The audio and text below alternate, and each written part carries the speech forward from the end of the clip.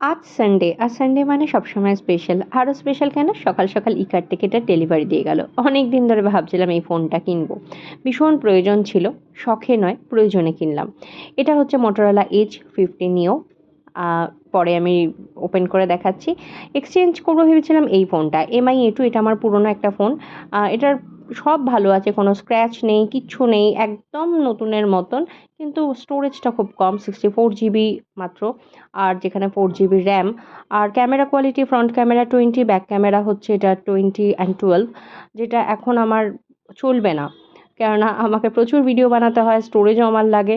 কিন্তু এটার প্রাইস ওরা বললো 600, যেটা আমার মনে হলো খুবই অন্যায্য। তার থেকে ভালো ফোনটা বাবা আমার ভালো ঘরেই থাকুক।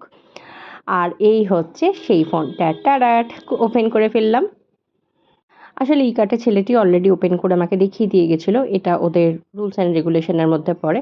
এটা হচ্ছে, এটার একটা কভার দিয়েছে। আর এই যে এখানে এইসব বইপত্র দিয়েছে। এখনকার দিনে সব অ্যান্ড্রয়েডই মোটামুটি এক। তাই ম্যানুয়াল পড়ে আর কেউ অ্যান্ড্রয়েড চালায় এরকম আমার মনে হয় না। চলো চটপট ফোনটা বরঞ্চ আমি ওপেন করে দেখাই।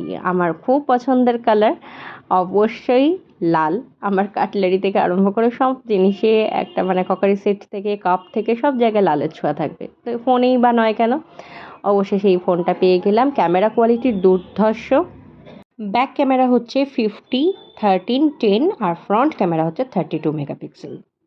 32 মেগাপিক্সেল ফ্রন্ট ক্যামেরা ভীষণ দরকার ছিল, কারণ আমাকে লাইভ করতে হয়, প্রচুর ভিডিও দরকার হয়, ভিডিও বানাতে হয়। স্টোরেজ দরকার ছিল, এটা 256 GB, আর যেখানে র্যাম হচ্ছে 8 GB। খুব সুন্দর, কালারটাও আমার খুব পছন্দের কালার। তো এখন থেকে হোপফুলি এটাই ব্যবহার করব। ক্যামেরার কোয়ালিটি কিরকম সেটা দেখতে গেলে পরের ছবিগুলো দেখতে হবে।